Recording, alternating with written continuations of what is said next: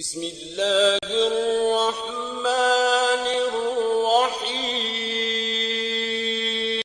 عن رويفع بن ثابت الأنصاري رضي الله تعالى عنه وعن كل الصحابة أجمعين قال قال رسول الله صلى الله تعالى عليه وسلم من قال اللهم صل على محمد وأنزله المقعد المقرب عندك يوم القيامة وجبت له شفاعتی رواہ البزار۔ حضرت رویفع رضی اللہ تعالیٰ عنہ حضور اقدس صلی اللہ علیہ وسلم کا یہ ارشاد نقل فرماتے ہیں کہ جو شخص اس طرح کہے اللہم صلی علی محمد وانزلہ المقعد المقرب عندک یوم القیامہ، اس کے لیے میری شفاعت واجب ہو جاتی ہے۔ یعنی ان الفاظ کے ساتھ جو مجھ پر درود شریف بھیجے اس کے لیے میری شفاعت واجب ہو جاتی ہے۔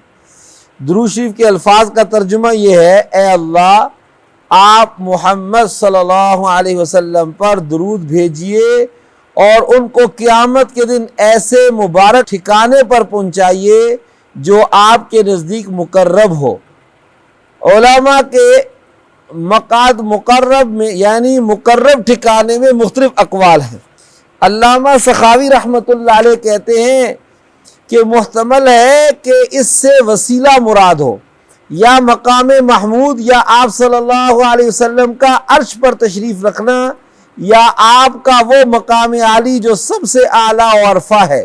اور مقعد کو مقرب کے ساتھ اس لیے موصوف کیا ہے کہ جو شخص اس میں ہوتا ہے وہ مقرب ہوتا ہے، اس وجہ سے گویا اس مکان ہی کو مقرب قرار دیا۔ اور اس کے مصداق میں علاوہ ان اقوال کے جو علامہ سخاوی رحمۃ اللہ علیہ سے گزرے کرسی پر تشریف فرما ہونے کا اضافہ کیا گیا ہے۔ ملا علی قاری رحمۃ اللہ علیہ کہتے ہیں کہ مقعد مقربہ سے مراد مقام محمود ہے، اس لیے کہ روایت میں یوم القیامہ کا لفظ ذکر کیا گیا ہے اور بعض روایات میں المقرب عندک فی الجنہ کا لفظ آیا ہے، یعنی وہ ٹھکانہ جو جنت میں مقرب ہو۔ اس بنا پر اس سے مراد وسیلہ ہوگا جو جنت کے درجات میں سب سے اعلیٰ درجہ ہے۔ بعض علماء نے کہا ہے کہ حضور اقدس صلی اللہ علیہ وسلم کے لیے دو مقام علیحدہ علیحدہ ہیں۔ ایک مقام تو وہ ہے جبکہ حضور اقدس صلی اللہ علیہ وسلم شفاعت کے میدان میں عرش معلیٰ کے دائیں جانب ہوں گے، جس پر اولین و آخرین سب کو رشک ہوگا۔ اور دوسرا آپ صلی اللہ علیہ وسلم کا مقام جنت میں جس کے اوپر کوئی درجہ نہیں۔ بخاری شریف کی ایک بہت طویل حدیث میں جس میں نبی کریم صلی اللہ علیہ وسلم کا بہت طویل خواب، جس میں حضور اقدس صلی اللہ علیہ وسلم نے دوزخ، جنت وغیرہ اور زناکار، سودخور وغیرہ لوگوں کے ٹھکانے دیکھے، اس کے اخیر میں ہے کہ پھر وہ دونوں فرشتے مجھے ایک گھر میں لے گئے جس سے زیادہ حسین اور بہتر مکان میں نے نہیں دیکھا تھا۔ اس میں بہت سے بوڑھے اور جوان، عورتیں اور بچے تھے۔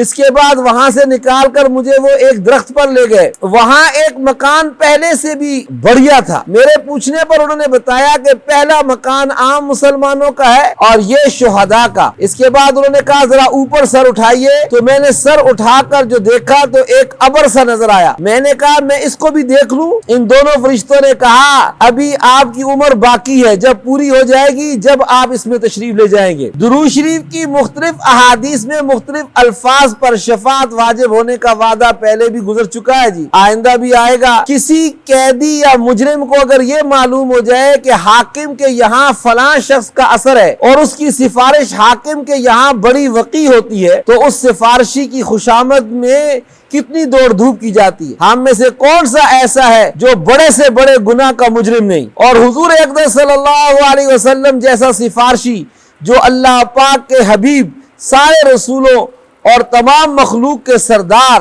وہ کیسی آسان چیز پر اپنی سفارش کا وعدہ، اور وعدہ بھی ایسا موقت فرماتے ہیں کہ مجھ پر اس کی سفارش واجب ہے، پھر بھی اگر کوئی شخص اس سے فائدہ نہ اٹھائے تو کس قدر خسارے کی بات ہے۔ لغویات میں اوقات ضائع کرتے ہیں، فضول باتوں بلکہ غیبت وغیرہ گناہوں میں قیمتی اوقات کو برباد کرتے ہیں۔ ان اوقات کو درود شریف میں اگر خرچ کیا جائے تو کتنے فوائد ہیں۔ یا رب صلی وسلم دائما ابدا علی حبیبک خیر الخلق کلہم۔ الفاظ درود شریف کے یہ ہیں، اللہم صلی علی سیدنا و مولانا محمد وانزلہ المقعد المقرب عندک یوم القیامہ۔ اللہم صلی علی سیدنا و مولانا محمد وانزلہ المقعد المقرب عندک یوم القیامہ۔ اچھا، اب یہ تو ہو گیا نا فضیلت۔ اب ایک دو قصہ بھی نقل کرتے ہیں۔ قصہ سننے سے نا انسان کو شوق اور رغبت پیدا ہوتی ہے۔ حضرت شیخ الحدیث مولانا زکریا صاحب رحمۃ اللہ علیہ کے اس رسالے کی یہ خصوصیت ہے کہ حضرت نے اس میں کچھ واقعات اور حکایات نقل فرمائی ہیں درود شریف کے فضائل پر، یا درود شریف کی پڑھنے والوں کے متعلق جو مبشرات تھے ان کا تذکرہ کیا ہے، انہی میں سے ایک ذکر کیا جاتا ہے۔ جی، اللہم صلی علی سیدنا و مولانا محمد وعلی آل سیدنا و مولانا محمد کما تحب۔ شیخ المشائخ حضرت شبلی نور اللہ مرقدہ سے نقل کیا گیا ہے کہ میرے پڑوس میں ایک آدمی مر گیا، میں نے اس کو خواب میں دیکھا، میں نے اس سے پوچھا کیا گزری؟ اس نے کہا شبلی بہت ہی سخت پریشانیاں گزری اور مجھ پر منکر نکیر کے سوال کے وقت گڑبڑ ہونے لگی۔ میں نے اپنے دل میں سوچا کہ یا اللہ یہ مصیبت کہاں سے آ رہی ہے؟ کیا میں اسلام پر نہیں مرا؟ مجھے ایک آواز آئی کہ یہ دنیا میں تیری زبان کی بے احتیاطی کی سزا ہے۔ جب ان دونوں فرشتوں نے میرے عذاب کا ارادہ کیا تو فوراً ایک نہایت حسین شخص میرے اور ان کے درمیان حائل ہو گیا۔ اس میں سے نہایت ہی بہتر خوشبو آ رہی تھی۔ اس نے مجھ کو فرشتوں کے جوابات بتا دیے، میں نے فوراً کہہ دیے۔ میں نے ان سے پوچھا اللہ پاک آپ پر رحم کرے، آپ کون صاحب ہیں؟ انہوں نے کہا میں ایک آدمی ہوں جو تیرے کثرت درود سے پیدا کیا گیا ہوں۔ مجھے یہ حکم دیا گیا ہے کہ میں ہر مصیبت میں تیری مدد کروں۔ نیک اعمال بہترین صورتوں میں اور برے اعمال کبھی صورتوں میں آخرت میں ممثل ہوتے ہیں۔ فضائل صدقات حصہ دوم میں مردہ کے جو احوال تفصیل سے ذکر کیے گئے اس میں تفصیل سے یہ باتیں ذکر کی گئی ہیں کہ میت کی نعش جب قبر میں رکھی جاتی ہے تو نماز اس کے دائیں طرف، روزہ اس کے بائیں طرف، قرآن پاک کی تلاوت اور اللہ کا ذکر سر کی طرف کھڑے ہو جاتے ہیں، اور جس جانب سے عذاب آتا ہے وہ مدافعت کرتے ہیں۔ اسی طرح سے برے اعمال خبیث صورتوں میں، زکوٰۃ کا مال ادا نہ کرنے کی صورت میں، تو قرآن پاک اور احادیث میں کثرت کے ساتھ یہ ذکر کیا گیا ہے کہ وہ مال اژدہا بن کر اس کے گلے کا توق ہو جاتا ہے۔ اللہم احفظنا من، اللہ ہم سب کی حفاظت فرمائے۔ اللہ رب العزت ہمیں یہ درود و سلام، کوئی بھی عبادت ہے وہ کا معمولی نہیں، پھر درود و سلام کا ہدیہ یہ بہت بڑی سعادت ہے، بہت بڑی سعادت۔ دنیا میں ہر عبادت کے قبول ہونے اور نہ ہونے میں احتمالات ہیں، لیکن درود شریف ایک ایسی عبادت ہے کہ جب بھی بندے کی زبان سے ادا ہوتی ہے وہ قبول ہی قبول ہوتی ہے۔ اللہ تعالی ہمیں اہتمام کی توفیق عطا فرمائے۔ شب جمعہ ہے، آج کی رات بڑی بابرکت رات ہے اور کل کا دن بھی بڑا بابرکت دن ہے۔ کہتے ہیں جس طرح احرام باندھنے کے بعد تلبیہ احرام کا نعرہ ہے لبیک اللہم لبیک، اسی طرح شب جمعہ اور جمعے کا جو نعرہ ہے نا وہ درود شریف ہے۔ تو اللہ تعالی ہمیں اہتمام کی توفیق عطا فرمائے، زیادہ سے زیادہ درود و سلام کا ہدیہ پیش کرنے کی توفیق عطا فرمائے۔ اللہم لک الحمد کما انت اہلہ، وصلی علی محمد کما انت اہلہ، وفعل بنا کما انت اہلہ، انک اہل التقوی و اہل المغفرہ۔ اللہم اعنا علی ذکرک و شکرک و حسن عبادتک۔